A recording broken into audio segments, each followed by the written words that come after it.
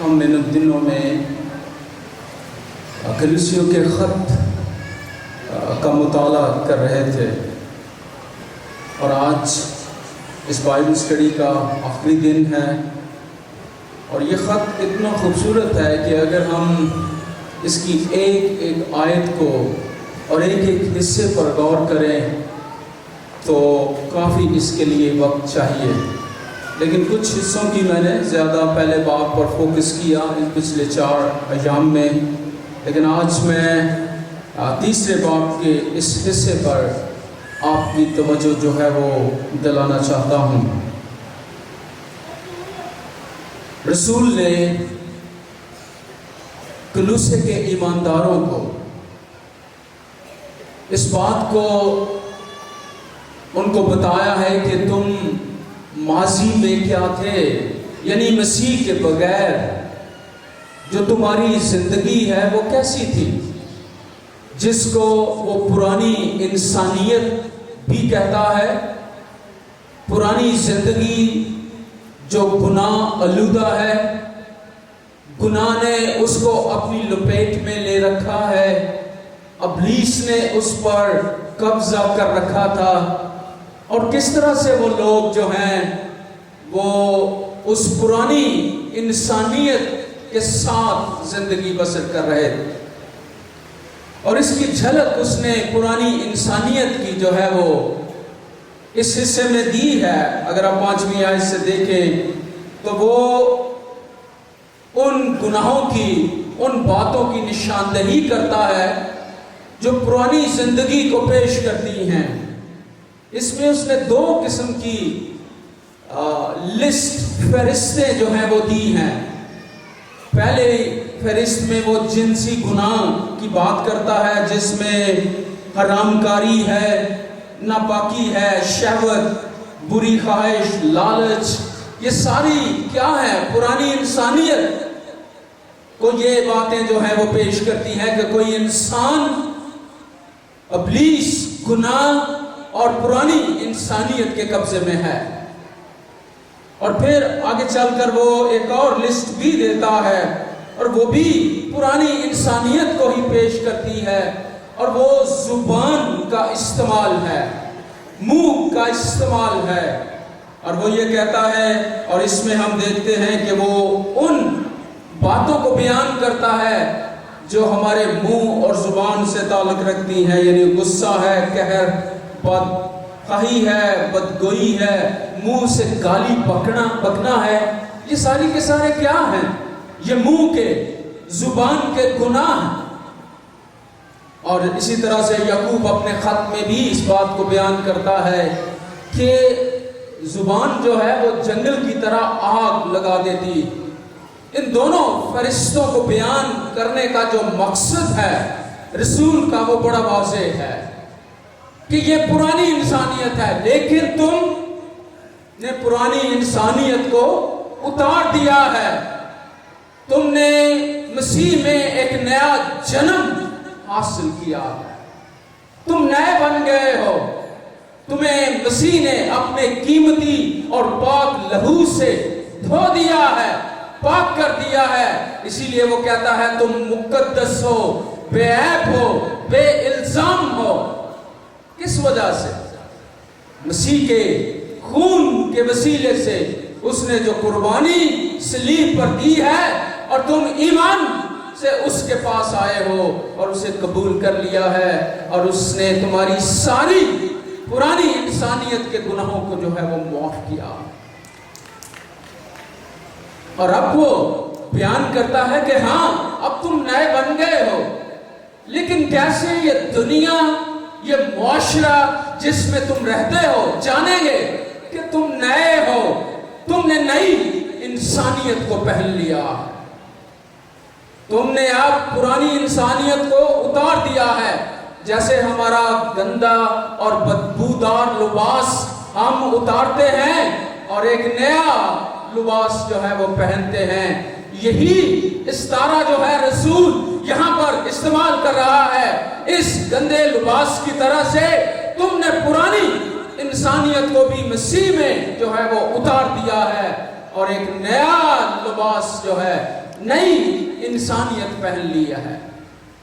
لیکن اب جس دنیا میں ہو، جن لوگوں کے درمیان رہتے ہو، جس معاشرے میں ہو، وہ کیسے جانیں گے کہ تم نئے ہو؟ تم نئی انسانیت تم نے پہن لی ہے، تم ایک نئے معاشرے کا حصہ ہو، نئے بن گئے ہو.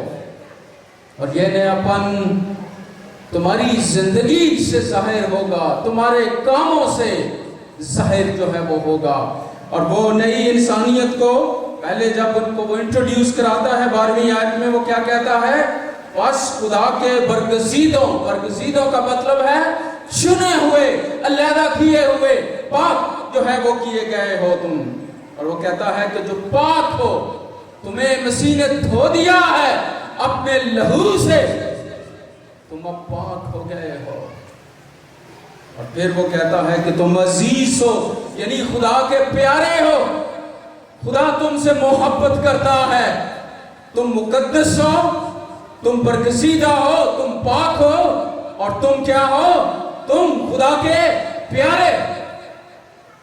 اب یہ ساری باتیں نئی انسانیت کی ہیں، نئے لوگوں کی ہیں، مسیحی ایمانداروں کی ہیں، کلیسیا کی ہیں، جو یہ مسیح کے ساتھ جس کا تعلق ہے. لیکن اب اس کو نظر کیسے آنا چاہیے؟ کیسے یہ دنیا دیکھے اور جانے کہ ہم نئے ہیں مسیح کے؟ اور اس بات کو رسول یہاں پر جو ہے وہ زور دے رہا ہے، اور وہ ان باتوں سے پتہ چلے گا جب تم میں دردمندی ہے، مہربانی ہے، فروتنی ہے، حلم ہے، تحمل ہے. اور پھر وہ کہتا ہے جب تم ایک دوسرے کی برداشت کرتے ہو، جب تم ایک دوسرے کو معاف کرتے ہو. یہ اتنی خوبیوں کا وہ ذکر کر رہا ہے کہ ہم ان کا ایک ایک کر کے جائزہ لیں کہ کیا مجھ میں ہے مہربانی، دردمندی ہے، فروتنی ہے، علم ہے، تحمل ہے، برداشت ہے، محبت ہے. اگر نہیں ہے تو اس کا مطلب ہے کہ ابھی تک ہم پرانی انسانیت کے ساتھ جی رہے. اس لیے ہمیں مجھے اور آپ کو جب ہم نے اس نئی انسانیت کو پہن لیا ہے، اس نئے لباس کو پہن لیا ہے، تو پھر دنیا میں ہم اس نئی انسانیت کے ساتھ جو ہے وہ جیئیں بھی، زندگی بھی بسر کریں. اور اس کا اظہار میری اور آپ کی زندگی سے ہونا چاہیے. نہیں تو کس طرح سے لوگ جانیں گے کہ مسیح نے انہیں دھو کر پاک کیا ہے؟ اب یہ پاک ہیں، برگزیدہ ہیں، عزیز ہیں، بے عیب ہیں، بے الزام ہیں. کیسے؟ جب ہم نئی انسانیت کے ساتھ جو ہے وہ جیئیں گے. اور اس میں خاص طور سے میں آج 3 باتوں کو آپ کے ساتھ رکھنا چاہتا ہوں جو اس حصے میں بڑی واضح ہیں. ایک وہ کہتا ہے کہ اس نئی انسانیت میں مسیح کا جو اطمینان ہے، the peace of Christ، مسیح کا اطمینان، اس کو وہ بیان کرتا ہے. پھر اس نے آگے 16ویں آیت میں، 15ویں آیت میں وہ مسیح کے اطمینان کو بیان کرتا ہے. 16ویں آیت میں وہ مسیح کے کلام کی بات کرتا ہے، مسیح کا اطمینان اور مسیح کا کلام. اور پھر آگے چل کر وہ 17ویں آیت میں وہ کہتا ہے کہ مسیح کا نام. اب یہ تینوں باتیں ہماری توجہ کو اپنی طرف جو ہے وہ کھینچتی ہیں. مسیح کا اطمینان، مسیح کا کلام اور مسیح کا نام. اور یہ ہماری مدد کرتے ہیں کہ ہم اس نئی انسانیت کو، نئی انسانیت میں ان باتوں کے ساتھ جو چیزیں تعلق رکھتی ہیں ان کو ہمیں جاننے، سمجھنے اور اپنی زندگی میں اپنانے کی ضرورت ہے. وہ کہتا ہے کہ مسیح کا جو اطمینان ہے وہ کیا ہے کہ وہ تمہارے دلوں پر حکومت کرے. مسیح کا جو اطمینان ہے جو دلوں پر حکومت کرتا ہے، جو دلوں پر راج کرتا ہے. لیکن یہ صرف کوئی بتانے یا علمی بات نہیں ہونی چاہیے کہ مسیح کا اطمینان کیا ہے، میں اس کے معنی بتاؤں، اس کا یونانی میں بتاؤں، یہ کروں، یہ نہیں وہ کہہ رہا ہے کہ اس مسیح کے اطمینان کو تم اپنی زندگی میں اس کا تجربہ کرو، یہ تمہاری زندگی کے اندر ہونا چاہیے۔ مسیح ہماری زندگیوں میں رہتا ہے، رہنا چاہتا ہے۔ نئی انسانیت میں مسیح زندگی کا مرکز ہے، سینٹر ہے۔ کلیسیائی زندگی کا بھی اگر وہ نئی انسانیت کو پہن چکی ہے، ہماری خاندانی زندگی کا اور ہماری انفرادی زندگی کا بھی مرکز مسیح ہے، اور وہ ہماری دل کے اندر ہماری زندگی میں بستا ہے۔ اور کیسے لوگ جانیں گے کہ مسیح میری اور آپ کی زندگی میں رہتا ہے؟ مسیح کے اطمینان کے اظہار کے ساتھ، کہ مسیح کا جو اطمینان ہے وہ ہماری زندگی میں جو ہے وہ نظر آئے۔ مسیح کا جو اطمینان ہے وہ ایک لنگر ہے، وہ ہمیں سنبھالتا ہے۔ یہ دنیا کس طور سے دکھوں، پریشانیوں اور ہر طرح کے گناہ سے جو ہے وہ پریشان حال ہے۔ ہر کوئی بھی شخص دنیا کا کتنا بھی امیر کیوں نہ ہو، دولت کتنی کیوں نہ ہو، ہر طرح کی خوشحالی اور ہر طرح کی فراوانی کیوں نہ ہو، لیکن اس کی زندگی میں کبھی ان سے آپ بات کر کے دیکھیں، ان کا تجربہ دیکھیں۔ اور بہت دفعہ لوگ کہتے ہیں پیسے تو بہت ہیں، خوراک بھی ہے، لیکن اتنی زیادہ زندگی کے اندر بیماریاں، پریشانیاں ہیں کہ ہم اس کو چھو بھی نہیں سکتے۔ معاشی بدحالی ہے، ہر طرح سے انسان پریشان ہے، لیکن ایک مسیحی ایماندار بیماریوں کے باوجود، دکھوں کے باوجود، پریشانیوں کے باوجود اس کی زندگی میں ایک عجیب قسم کا اطمینان نظر آتا ہے۔ کیوں؟ بہت دفعہ ہماری ایک غلط فہمی بھی ہے، ہم مسیحی ایمانداروں کو یاد رکھنے کی ضرورت ہے کہ لوگ سمجھتے ہیں جب ہم مسیح کے پاس آئیں گے، مسیح کے ساتھ جو ہے اس کو قبول کر رہے ہیں، ہمارا ناطہ اس کے ساتھ جڑ جائے گا، تو شاید دنیا کی ساری پریشانیاں، دکھ، بیماریاں جاتی رہیں گی۔ نہیں، وہ ایسا خداوند ہے کہ وہ قدرت رکھتا ہے کہ وہ بیماریوں کو بھی، ہر طرح کی پریشانیوں، دکھوں سے آزاد کرنے کی قدرت اور قوت رکھتا ہے۔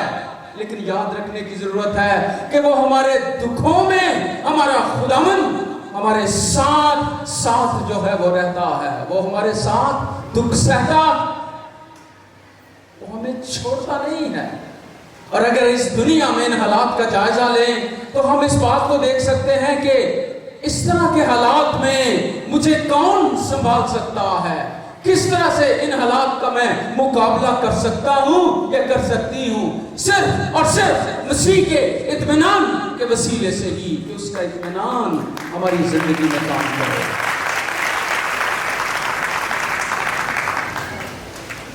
کلیسائی تاریخ میں ایک گواہی پڑھ رہا تھا۔ شمالی افریقہ میں جب پہلی، دوسری اور تیسری صدی میں بہت زیادہ اعزار رسانی مسیحیوں کو پر آئی، ان کو جانوروں، جنگلی درندوں کے سامنے پھینک دیا گیا، ان کو ان کے سر قلم کر دیے گئے، ان کے اوپر ان کی جائیدادوں کو ضبط کر لیا گیا، ان کی نوکریوں سے ان کو جو ہے وہ برطرف کر دیا گیا، اور ہر طرح سے ان کے لیے مشکل اور پریشانی تھی۔ اور ایک خاتون ہے جس کا نام پرپیچوا ہے، اس کے بارے میں پڑھ رہا تھا کہ وہ جب اس کو درندوں کے سامنے انہوں نے ڈالنا تھا تو پہلے کچھ لوگ انہوں نے اس کے سامنے ڈالے، اور پھر تاکہ اس کو ڈرائیں اور خوف زدہ کریں اور کہیں کہ دیکھ یہ درندے، یہ جانور جو ہیں کس طرح سے ان کو چیر پھاڑ رہے ہیں لوگوں کو، اور یہ ان کو دیکھ کر ڈر جائے اور مسیح کا انکار کرے۔ لیکن اس نے کہا کہ جس خداوند کو میں مانتی ہوں، جس کے پیچھے میں چل رہی ہوں، وہ کیا ہے؟ وہ میرے ساتھ دکھ اٹھائے گا۔ اس نے وعدہ کیا ہے، وہ میرے ساتھ۔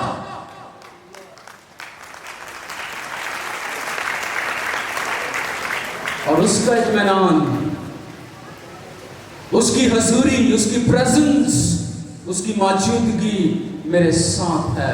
میرا اور آپ کا خداوند جو ہے وہ ہمارے ساتھ دکھ اٹھاتا ہے، اس لیے ہمیں جو ہے وہ اطمینان ہے۔ ساؤل جب یروشلم سے دمشق کی طرف کلیسیا کو ستانے کے لیے، مسیحی ایمانداروں کو پکڑنے مارنے کے لیے جا رہا ہے، تو مسیح نے کیا کہا اسے یہ نہیں کہا کہ اے ساؤل تو میرے لوگوں کو، ایمانداروں کو کیوں ستاتا ہے؟ اس نے کیا کہا؟ اے ساؤل تم مجھے کیوں ستاتا؟ میرا اور آپ کا خداوند اگر ہم دکھوں میں سے گزرتے ہیں تو وہ ہمارے ساتھ گزرتا ہے، اس لیے اس کا اطمینان جو ہے وہ ہمارے ساتھ رہتا ہے، کیونکہ وہ ہماری زندگی میں ہمیں سنبھالنے پر قدرت رکھتا۔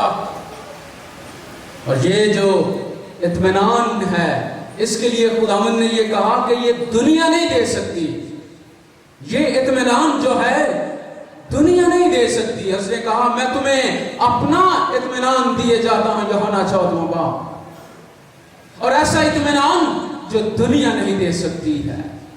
یہ اطمینان کا تجربہ ایک مسیحی ایماندار رکھتا ہے، یہ اسی کو تجربہ ہے جس نے مسیح کو اپنی زندگی میں آنے کی دعوت دی ہے، جس کی زندگی میں مسیح ہے، وہی اس اطمینان کا تجربہ رکھتا ہے، یہ رکھتی ہے، اور وہی اس اطمینان کو دوسروں تک بانٹنے کی قدرت رکھتی ہے۔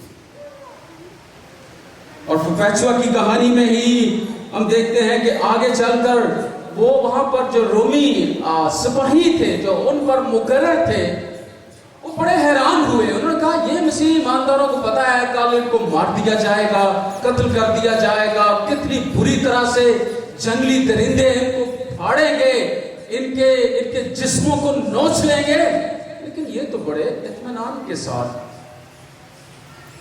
ان کے تو کوئی بھی پریشانی نہیں ہے۔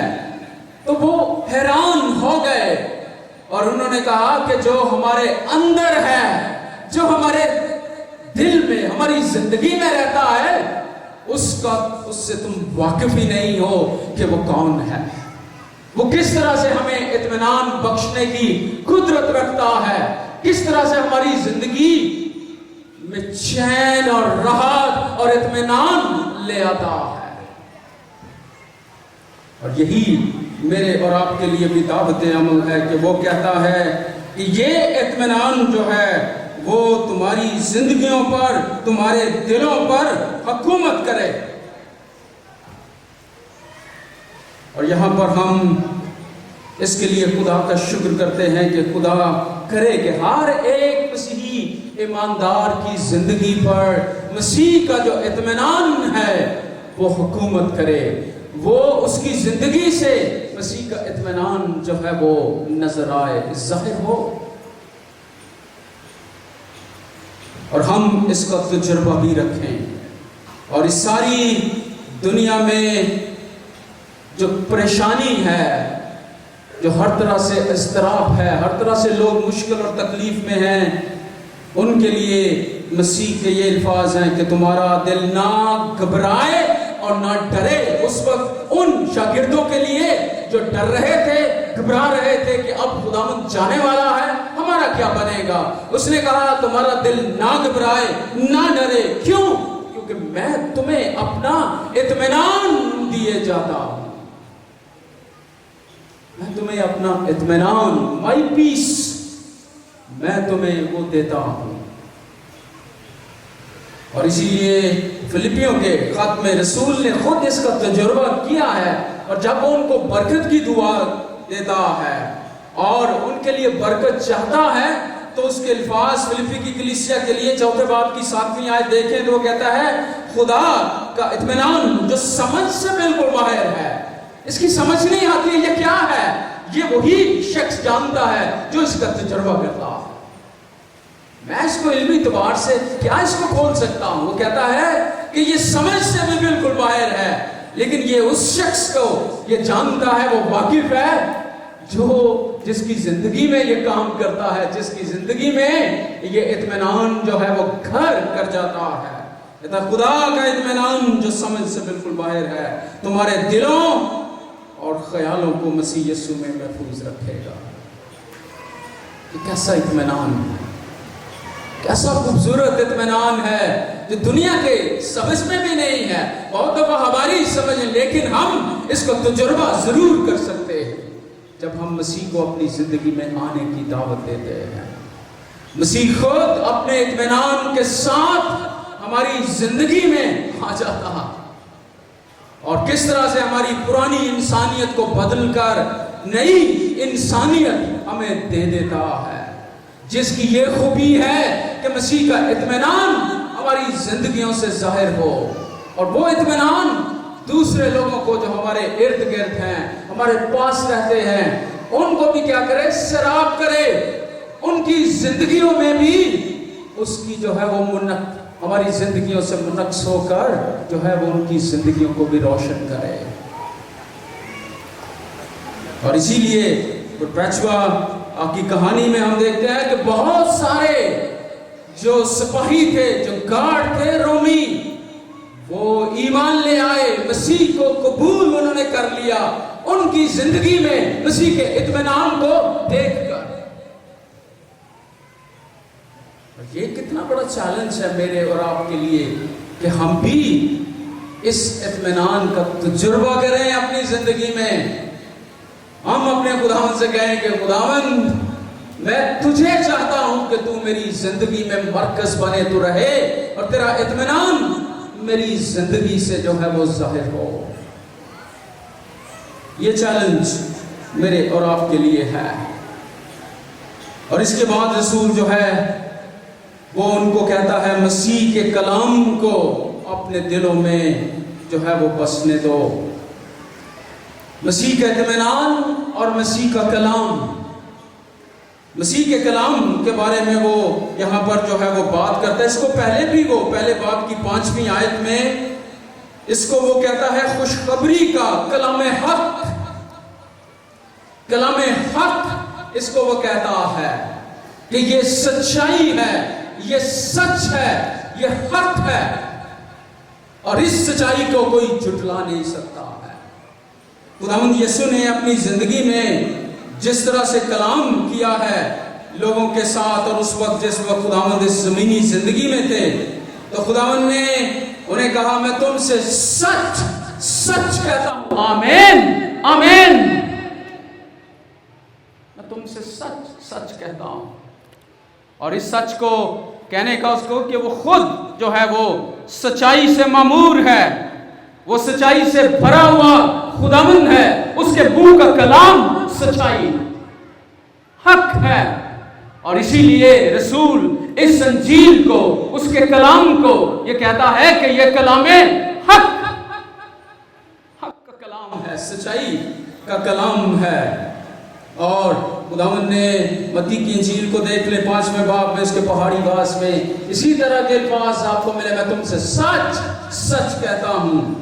اور پھر خداوند کو جب پلاطوس کے سامنے حاضر کیا گیا، اور پلاطوس اس خداوند سے بار بار سوال کرتا ہے، اور خداوند نے اس کو یہ کہا حق کے بارے میں، سچائی کے بارے میں پلاطوس اس سے جاننے کی کوشش کر رہا ہے۔ تو خداوند نے اسے کیا کہا؟ میں اس لیے پیدا ہوا اور اس واسطے دنیا میں آیا ہوں کہ حق پر گواہی دوں، حق کی بات کروں، سچائی بیان کروں۔ اور پھر خداوند نے کہا کہ جو کوئی حقانی ہے وہ میری آواز سنتا ہے۔ جس کو حق کی تلاش ہے، جو حق پانا چاہتا ہے، جو سچائی جاننا چاہتا ہے، وہ جو ہے وہ مسیح کی آواز کو سنے، اس کے کلام کو سنے، اس کے پاس آ، کیونکہ وہ خود جو ہے حق ہے، سچائی ہے۔ اور جب ہم پالوس رسول انجیل کو کہتا ہے کہ یہ کلام حق ہے، انجیل ہے کیا؟ انجیل اس مسیح کے بارے میں ہے جو خود کلام حق ہے۔ اس لیے انجیل بھی کلام حق ہے، کیونکہ یہ اس حق کی گواہی دیتی ہے جو اپنی ذات میں سچائی ہے۔ اور اس لیے رسول اس کو کہتا ہے کہ مسیح کے کلام کو تم تم اپنے دلوں میں جو ہے وہ کثرت سے بسنے دو، کیونکہ یہ سچائی ہے۔ اور جب سچائی ہماری زندگی میں آتی ہے تو ہر طرح کے جھوٹ، ہر طرح کی لعنت اور ہر طرح کی برائی کو جو ہے وہ ہم سے دور کرنے کی جو ہے وہ قدرت رکھتی ہے۔ اور اس لیے رسول جو ہے یہ کہتا ہے کہ تم اس کلام حق کو اپنی زندگی میں جو ہے وہ بسنے دو۔ اس وقت ان ایمانداروں کے پاس تو اس طرح بائبل مقدس لکھی ہوئی، خاص کر نیا عہد نامہ، تو ان کے پاس نہیں تھا۔ انہوں نے ایپفراس کے وسیلے سے وہ انجیل، وہ سچائی، مسیح کا کلام سنا اور پھر انہوں نے اپنے دلوں میں اس کو بٹھا لیا اور رچ گیا ان کی زندگی میں۔ انہوں نے اس کو ایک طرح کی ان کی زندگی کا حصہ بن گیا۔ آج شاید ہمارے پاس لکھا ہوا کلام تو ہے، لیکن یہ کلام کہاں تک میری اور آپ کی زندگی میں جو ہے وہ رہتا ہے، وہ گھر کرتا ہے، اور اسی لیے وہ کہتا ہے اس کلام کو بسنے دو اپنی زندگی میں۔ اور یہ سچائی جو ہے یہ ہماری زندگی میں جو ہے وہ نظر آنی چاہیے، اگر اس کا کلام ہماری زندگی میں ہے۔ اور اس طرح سے رسول جو ہے وہ ان کی مدد کرتا ہے کہ اس کلام کو اپنی زندگی میں جو ہے وہ بسنے دو۔ اور اس بات کو یاد رکھنے کی ضرورت ہے کہ آج اگر سے میں یہاں سے کلام پیش کر رہا ہوں یا دوسرے خادم جو اور خدا کے لوگ، لیکن بہت دفعہ ہم یہ جانتے ہیں کہ یہ کلام شاید چند لوگوں کے لیے ان کی ذمہ داری ہے۔ نہیں، یہ ہر ایک مسیحی ایماندار کے لیے ہے، ہر ایک کے لیے۔ ہر رسول یہاں پر سب ایمانداروں کو دعوت عمل دیتا ہے، ان کو کہہ رہا ہے کہ ہر ایک مسیحی ایماندار کی زندگی میں کلام حق، مسیح کا کلام جو ہے وہ اس کو بسنا چاہیے، کثرت کے ساتھ گھر کرنا چاہیے۔ اور آپ کلیسے تاریخ اٹھا کر دیکھ لیں، 500 عیسوی سے لے کر تقریباً 1500 عیسوی تک یہ 1000 سال بنتا ہے، بہت لمبا عرصہ ہے۔ اور اس کو کہتے ہیں تاریخ، کلیسے تاریخ کا جو ہے وہ تاریخ دور، اندھیرے کا دور۔ کیوں؟ اس کی سب سے بڑی وجہ یہ تھی کہ کلام حق، کلام لوگوں کے پاس ان کی زبان میں نہیں تھا، لوگ اس کو پڑھ نہیں سکتے تھے، اس کو سمجھ نہیں سکتے تھے۔ وہی لوگ، اور وہ زیادہ پادری، بشپ اور فادر جو لاطینی زبان جانتے تھے، باقی لوگوں کو تو کوئی سمجھ نہیں آتی تھی کہ خدا کا کلام کیا ہے، کلام حق کیا ہے، انجیل کی سچائی کیا ہے۔ کس طرح سے ان کی زندگیاں مسیح میں استوار ہوں گی، کس طرح سے وہ مسیح میں ترقی کریں گے جب وہ اس کلام کے ساتھ اپنا تعلق ہی نہیں جوڑتے جو کلام حق۔ اس لیے یہ سب کے لیے ہے۔ اور پھر کچھ ایسے لوگ بھی کلیسیا میں اٹھے جنہوں نے کہا کہ نہیں، لوگوں کو خدا کے کلام کے ساتھ جوڑو کہ وہ سیکھیں، جانیں کہ یہ کلام مسیح کے بارے میں کیا کہتا ہے، سچائی کیا بیان کرتا ہے، ہم سے کیا تقاضا کرتا ہے۔ اور انہوں نے جب اس کو ترجمہ کرنے کی کوشش کی تو ان کو زندہ جلایا گیا، ان کو سزائیں دی گئیں، لیکن وہ حق پر کھڑے رہے۔ اور ولیم ٹنڈیل کو دیکھ لیں کہ اس کو جب جلایا جا رہا تھا تو اس نے ایک دعا کی، اس نے کہا کہ آئے خداوند تو ان کی آنکھوں کو کھول تاکہ یہ جانے کہ کیا ہے۔ رومی سپاہیوں ان کو نہیں، اس وقت کو کلیسیا کے ان لیڈرز کو جو اس کا کلام کا ترجمہ نہیں ہونے دیتے، وہ اس پر اپنی اجارہ داری چاہتے تھے کہ صرف ہم پڑھیں، ہم جانیں، اگر کسی کو پوچھنا ہے تو ہمارے پاس آئیں۔ لیکن نہیں، خدا کا کلام سب کے لیے ہے، سب کو پڑھنا چاہیے، کیونکہ یہ کلام حق ہے، یہ سچائی ہے، اور اس سے سب کو واقفیت ہونی چاہیے جو بھی مسیح کا پیروکار ہے، تاکہ ہم دنیا کے لیے نور اور روشنی کا جو ہے وہ کام کر سکیں۔ اگر آپ نہمیہ کی کتاب پرانے نامے میں پڑھیں اور اس کا 8واں باب، تو وہاں پر ہمیں پتہ چلتا ہے کہ جو لوگ تھے یہودی، وہ بابل کی اسیری میں چلے گئے، وہ کافی عرصہ 70 سال کے بعد واپس دوبارہ آہستہ آہستہ گروہوں میں آنا شروع ہوئے واپس۔ لیکن جب وہ گئے اور ان کی وہ نسل جو ادھر سے گئی وہ تو ساری اسیری میں مر گئی، लेकिन वहाँ पर एक नई नस्ल पैदा हुई जिन्होंने एक नई जुबान वहाँ पर सीखी, और वो जुबान थी अरामी। वो अरामी सीख कर वापस आए। कलाम किसमें? अब्रानी में आती उनको क्या है? अरामी आती है। वो कलाम से बिल्कुल बेपैरा हो गए। और वहाँ पर हम देखते हैं कि अजरा, काहिन, नेहमिया और दीगर जो वहाँ पर लावी थे, काहिन थे, जब वो कलाम पढ़ रहा था तो वो उसका तर्जुमा कर रहे थे, लोगों को सिखा रहे थे, लोगों को तालीम दे रहे थे। और जो ही उन्हें उस कलाम की समझ आई तो वो रोना शुरू हुए, उनके दिल बसीज गए, वो खुदा के सामने तायब दिल हो गए, रो पड़े कि खुदा की मर्जी क्या है, खुदा की सच्चाई क्या है और हम क्या कर रहे हैं, हमारी जिंदगियां क्या बिल्कुल खुदा के कलाम के मुतज़ाद है। और इसलिए आज भी मैं ये दावत अमल देना चाहता हूं कि कलीसियाओं में सिर्फ और सिर्फ जो है वो सरमन की हद नहीं होने के बाइबल स्टडी का निज़ाम रहना चाहिए। लोगों को खुदा के कलाम को सीखने के लिए मौके फराहम होने चाहिए, सिखाना चाहिए कि ये कलाम जो है वो सब के लिए। और अगर नेहमिया की किताब के 8वें बाब को आप पढ़ें तो वहां पर एक लफ्ज बार बार है, सब। सब मर्द और औरतें, बच्चे, सब के सब के लिए ये खुदा का जो है वो कलाम है। और इसीलिए मुकद्दस पौलुस रसूल भी कलीसियों के खत में और उसके साथ इफिसियों के खत में भी क्या कहता है? आए शोहरों, आए बीवियों, आए मालिकों, आए नौकरों, आए औलाद वालों, आए बच्चों, सबके लिए, बीवियों, शोहरों, मालिकों, नौकरों, वालिदैन, बच्चों के लिए, सबके लिए ये कलाम हक है।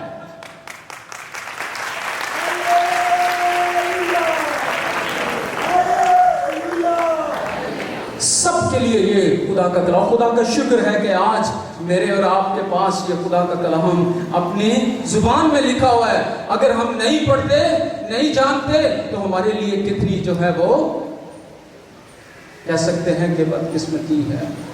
कलाम हमारे हाथों में, फिर भी हम कलाम से बेपरवाह हैं। और जो लोग तालीम याफ्ता नहीं, इसको पढ़ नहीं सकते, बहुत सारे लोग उनके करीब हैं जिनकी ये जिम्मेदारी है कि उनको पढ़कर सुनाएं, उनको कलाम हक बताएं कि इस कलाम में क्या लिखा हुआ है।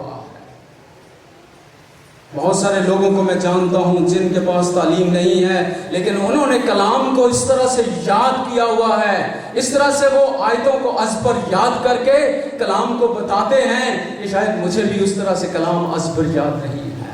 हैरान हो जाते हैं उनकी लगन खुदा के कलाम के लिए कि 119 ज़बूर एक शख्स ने मुझे सुना, इतना लंबा ज़बूर है, एक एक आयत, एक एक लफ्ज उसने इस तरह याद किया हुआ था कि कोई गलती के बगैर उसने पूरा 119 ज़बूर जो है वो जुबानी सुनाया। पहले बच्चों के मुकाबले शायद सियालकोट कन्वेंशन में अभी भी है। क्यों? कलीसिया में ये सारे इंतजाम थे कि खुदा का कलाम उनकी जिंदगियों में घर कर जाए, सिरायत कर जाए। और ये चैलेंज आज मेरे लिए भी है, हम सब के लिए है कि हम इस कलाम के करीब आ जाएं, क्योंकि ये कलाम सच्चाई है, हक है, और इस कलाम के वसीले हम दूसरों की जो है वो मदद कर सकते हैं। और इसलिए वो कहता है कि ये तुम्हारे दिलों पर हुकूमत करे, ये कलाम तुम्हारी जिंदगी जो है हर तरह से जो है वो उसके ऊपर जो है वो उसको घेर ले, और कलाम हमारी जिंदगी को जो है वो तब्दील करके रख देता है, उसकी कुदरत है। और तीसरी और आखिरी बात जो मैं इसके साथ ख़त्म करना चाहता हूँ, हमारा वक्त हो रहा है, और वो कहता है मसीह का नाम, मसीह का इत्मीनान, मसीह का कलाम, और फिर वो कहता है कि मसीह का नाम। और इस नाम के ताल्लुक से वो कहता है और कलाम या काम जो कुछ भी करते हो वो सब खुदावंद यीशु के नाम से करो, और उसी के वसीले से खुदा बाप का शुक्र बजा लाओ। इस नाम को वो बयान करते हुए हमारी तवज्जो जो है वो इस तरफ दिलाता है कि ये नाम जो है वो क्या है, कि ये जो नाम है मसीह का, इसको हमें जानने और समझने की जो है वो ज़रूरत है। कि मसीह के नाम के ताल्लुक से जो है वो मुख्तलिफ़ किस्म की सच्चाइयाँ इस आयत में जो है वो हमारे सामने जो है वो उभर के जो है वो आती हैं। वो ये है कि जो कलाम भी करते हो, बोलते भी हो اور جو کام بھی کرتے ہو وہ یسوع مسیح کے نام سے جو ہے وہ کرو۔ یقیناً اس میں ایک برکت کا عنصر ضرور ہے کہ جب ہم کھانا کھاتے ہیں، جب ہم کوئی اور چیز خداوند ہمیں برکت دیتا ہے تو ہم اس کے نام سے خدا کا شکر کرتے ہیں کہ یہ ہمیں برکت دی ہے۔ ہم کسی کے لیے دعا کرتے ہیں تو ہم اسی نام سے جو ہے وہ دعا کرتے ہیں، برکت ہے، اس میں قدرت ہے۔ بہت سارے کل لوگوں نے، بے اولاد جوڑوں نے مجھے جو ہے وہ اپنی دعائیں درخواست دی کہ ہماری لیے دعا کی جائے، اور میں یہ دیکھ رہا تھا کہ ان کا ایمان یہ ہے کہ مسیح کا نام جو ہے وہ یہ قدرت کا مالک ہے، کہ اس کے نام کے وسیلے سے ان کے لیے برکت کی دعا کی جائے گی تو خدا ان کو برکت دے گا۔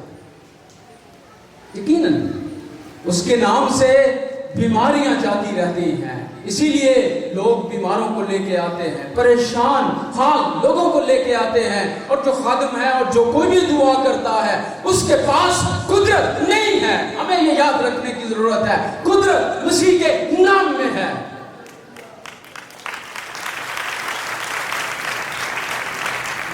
اور اس لیے میں اس بہن کو یہ کہہ رہا تھا کہ آپ بھی دعا کریں، میں بھی مسیح کے نام کے وسیلے سے دعا کروں گا، آپ کے پاس بھی یہ حق ہے کہ آپ بھی مسیح کے نام کے وسیلے سے اپنے لیے بھی اور دوسروں کے لیے بھی دعا کریں۔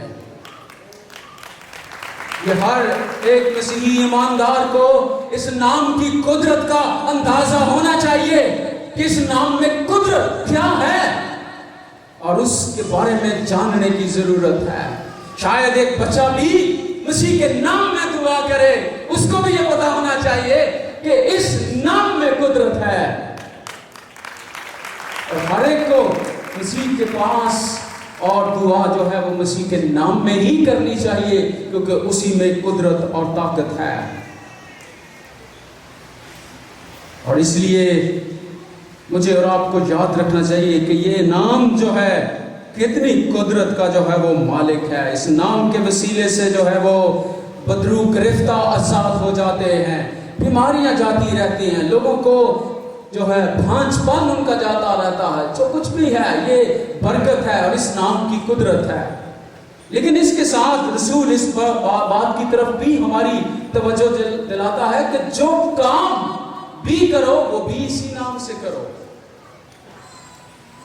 اب جب ہم مسیح کے نام سے جو کام بھی کرتے ہیں، جس شعبے میں بھی خداوند نے ہمیں رکھا ہے، ہم استاد ہیں، ٹیچر ہیں، نرس ہیں، کوئی بھی کام کرتے ہیں، کوئی کیشیئر ہے، کوئی بھی ہے، تو یہ جان کر کرنا چاہیے کہ ہم خداوند یسوع کے نام سے کرتے ہیں۔ اگر ہم پیسوں میں بددیانتی کرتے ہیں تو کس کے نام کی تکفیر کر رہے ہیں؟ اگر ہم اپنے کام میں خیانت کرتے ہیں تو کس کے نام کی تکفیر ہو رہی ہے؟ کیونکہ رسول کہتا ہے کہ اس نام سے ہر ایک کام کرو۔ اس لیے مسیحی ایمانداروں کے لیے یہ بہت بڑی گواہی اس ملک میں ہے اور ہونی چاہیے۔ اور کبھی شاید اس طرح سے تھا کہ کوئی بھی کراچی میں نے بہت زیادہ دفعہ اس بات کو سنا کچھ سال پہلے کہ جی جو بھی کاروبار کرنے والے لوگ ہیں وہ پیسے کا حساب کتاب کے لیے کوئی مسیحی ڈھونڈتے ہیں۔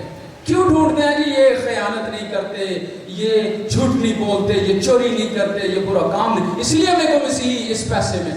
لیکن آج شاید یہ گواہی نہیں رہی ہماری۔ مسیحی ایمانداروں کو یہ جاننے کی ضرورت ہے کہ ہم جو کام بھی کریں وہ مسیح کے نام سے کرتے ہیں، اور اگر خیانت ہے، بددیانتی ہے، ہمارے کام میں جھول ہے، چوکیدار ہے، تو وہ یہ جان کر کرے کہ میں مسیح کے نام سے کام کرتا ہوں، وہ میرا مالک ہے اور میں اس کے سامنے جواب دہ ہوں، اس کے سامنے اکاؤنٹیبل ہوں۔ اور کتنی میں بڑے عہدے سے لے کر نیچے تک کوئی بھی کام ہے، سب کام مسیحیوں کو یہ یاد رکھنے چاہیے کہ وہ مسیح کے نام سے ہیں، اور اگر ہم نے اپنے کام میں کوئی بھی خیانت کی تو اس سے مسیح کے نام کی تکفیر ہوگی، بے عزتی ہوگی مسیح کے نام کی۔ اس لیے مجھے اور آپ کے لیے یہ کتنا بڑا جو ہے وہ چیلنج ہے کہ ہم جو کام بھی کریں وہ مسیح کے نام سے کریں، تاکہ لوگ جب ہمارے کاموں کو دیکھیں تو وہ مسیح کے نام کی جو ہے وہ تعریف کریں۔ اس کے نام کو عزت اور جلال دیں۔ آج اخبارات دیکھ لیں اٹھا کر، جہاں پر بہت زیادہ جرائم ہیں، بری چیزیں ہیں، ہر طرح کی ہیں، اور جب میں اخبار پڑھتا ہوں تو میں کوئی نہ کوئی دو تین نام اس میں مسیحیوں کے بھی آ جاتے ہیں۔ اتنے بڑے ملک میں ہماری تھوڑی تعداد ہونے کے باوجود یہ ہے کہ ہماری جو کلیسیائی زندگی ہے، معاشرتی زندگی ہے، اس میں سلجھاؤ نہیں ہے۔ اس طرح سے مسیح کے نام کی جو ہے وہ عزت اور تعریف نہیں ہے، کیونکہ ہم اپنے کاموں سے، اپنی زندگی سے مسیح کو پیش نہیں کر سکے۔ کتنا بڑا چیلنج ہے، کتنا بڑا جو ہے ہمارے لیے جو ہے وہ سوچنے کا مقام ہے کہ ہم مسیح کے نام سے جو ہے یہ کام کریں، تاکہ مسیح کے نام کو جو ہے وہ عزت اور جلال ملے۔ اور بہت دفعہ ہم مسیحی صرف گرجا گھر کی چار دیواری کے اندر ہیں۔ ہماری مسیحیت حقیقت میں جب ہم عبادت سے اٹھ کر باہر جائیں گے، پھر ہماری مسیحیت کا پتہ چلے گا کہ ہم کتنے مسیحی ہیں، ہم کس نام سے کہلواتے ہیں۔ ہماری 24 گھنٹے کی مسیح کے ساتھ کمٹمنٹ ہے، تھوڑے وقت کے لیے نہیں کہ میں خداوند تیرے ساتھ اتنے وقت کے لیے وفادار ہوں، اس سے باہر گیا تو میری تیرے ساتھ کوئی وفاداری نہیں ہے۔ ایسی کمٹمنٹ خداوند نہیں چاہتا۔ خداوند پوری زندگی کی کمٹمنٹ ہمارے ساتھ چاہتا ہے، کیونکہ وہ خود ہمارے ساتھ جو ہے وہ وفادار ہے۔ اس نے یہ نہیں کہا کہ اسلام تو اندر ہے، تو میرے ساتھ وفادار ہے، میں ہوں۔ وہ ہمارے ساتھ ہر لمحے، ہر وقت، ساری زندگی کے لیے وہ وفادار ہے، اور اسی وفاداری کا وہ ہم سے تقاضا کرتا ہے کہ ہم نے بھی اپنے کام کے ساتھ اپنے خداوند کو جو ہے وہ پیش کرنا ہے، اپنی زندگی سے مسیح کو جو ہے وہ پیش کرنا ہے۔ اس خطے میں آپ 19ویں صدی دیکھ لیں، 20ویں صدی کا آغاز دیکھ لیں، مسیحیت کیسے پھیل رہی تھی، اور جہاں پر یہ خیمہ ہے شمالی ہندوستان میں، پہلی دفعہ جو ہم جدید مسیحیت ہے اس دنیا، خاص کر اس خطے میں، پہلی مسیحیت جو پہلی صدی کی تھی، وہ کسی طرح سے وہ یہاں سے فیڈ ہو گئی، اور اسی جگہ سے اس مسیحیت کا جو ہے وہ آغاز ہوا، اور کس طرح سے لوگ جوک تک جوک مسیح کے پاس آنے لگے۔ اور بہت دفعہ ہم سوچتے ہیں کہ شاید مشنریز نے، انہوں نے بڑا کام کیا، انگریز آئے سب کچھ، لیکن یاد رکھنے کی ضرورت ہے کہ جنہوں نے انجیل کو، مسیح کے نام کو چکھ لیا، ان لوگوں نے جا کے مسیح کو پیش کیا اپنے کاموں سے، اپنی زندگی سے۔ اور ایک شخص ہے ویسکم پکٹ، اس نے کلیسیائی تاریخ میں بہت سارے لوگ اینڈریو گورڈن کو جانتے ہیں، جو یہاں پر اسی جگہ پر وہ آ کے انہوں نے مشن سٹیشن لگائے اور انجیل وہ پھیلانے لگے۔ لیکن وہ کہتا ہے کہ شمالی ہندوستان میں مسیحیت کا جو بانی ہے وہ اینڈریو گورڈن نہیں، بلکہ وہ گرت ہے، جو اسی خطے سے تعلق رکھنے والا غریب، ان پڑھ، لیکن اس کی زندگی کا اثر اتنا ہے کہ پکٹ کہتا ہے کہ اینڈریو گورڈن نہیں بلکہ گرت مسیحیت کا شمالی ہندوستان میں وہ اس طرح سے پیش کرنے میں آگے ہے۔ بہت لوگوں نے اس کا نام بھی نہ سنا۔ اب پاکستان کی کلیسیا کے لیے یہ چیلنج ہے، میرے اور آپ کے لیے ہے کہ ہم اپنے خداوند کی اور اس پاک انجیل کو، اس کو جو ہے وہ کیسے اس خطے میں جو ہے وہ پھیلائیں، اور مسیح کے نام کو، مسیح کے کلام کو جو حق ہے، سچائی ہے، مسیح کے اطمینان کو ہم کیسے دنیا کے ساتھ بانٹیں۔ یہ میری اور آپ کی ذمہ داری ہے بطور مسیحی ایماندار۔ ہمیں اپنے خداوند کے اطمینان، اس کے کلام جو کلام حق ہے، اور اپنے کاموں سے اس کے نام کی جو ہے وہ گواہی دینی ہے، تاکہ کوئی خداوند کے نام کی جو ہے وہ تکفیر نہ کرے، بلکہ میری اور آپ کی زندگی سے، میرے اور آپ کے کاموں سے ہمارے خداوند یسوع کا نام جو ہے وہ جلال پائے، عزت پائے، اس کی گواہی ہو، اس کی انجیل پھیلے، اور یہ سچائی دنیا تک جو ہے وہ پھیلتی چلی جائے۔ یہ بہت بڑا بوجھ، ذمہ داری مسیحی ایمانداروں کے لیے اس خطے میں ہے، مسیحی کلیسیا کے لیے اس خطے میں ہے، اور اگر ہم اس میں ناکام ہو جائیں تو پھر ان کنونشنوں کا، ان سارے اجتماعات کا کیا فائدہ؟ تو آج میں چاہتا ہوں کہ جتنے بھی آج ہم یہاں پر ہیں، ہم اس کمٹمنٹ کے ساتھ، اس وعدے کے ساتھ اس کنونشن سے 2022 سے جو ہے وہ اپنے گھروں کو، اپنی کلیسیاؤں کو لوٹیں کہ میں اپنی زندگی سے اپنے خداوند کے نام کو کبھی بھی اس کی تکفیر نہیں ہونے دوں گا۔ کاش کے لیے مجھے اپنی جان کیوں نہ دیں۔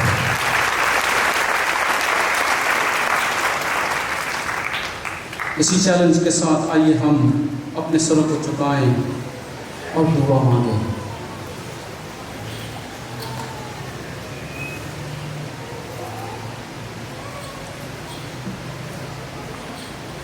آج قدوس باپ، ہم تیرا شکر کرتے ہیں، تیرے نام کی تعریف کرتے ہیں کہ تو جو تمجید اور ستائش کے لائق ہے۔ ہم اپنے خداوند یسوع مسیح کا شکر کرتے ہیں جو کلام حق ہے، جو سچائی ہے، اس کی وہ خود سچائی ہے، اور یہ انجیل اس سچائی کے بارے میں پیغام دیتی ہے، اس کے بارے میں بتاتی ہے۔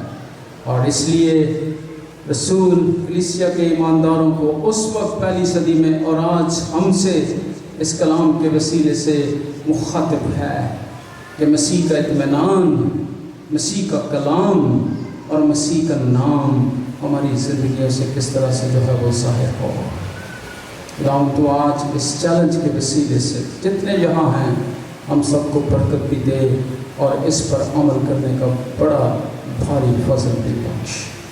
مسیح خداوند کے مبارک نام کے وسیلے سے مانگتے ہیں، آمین۔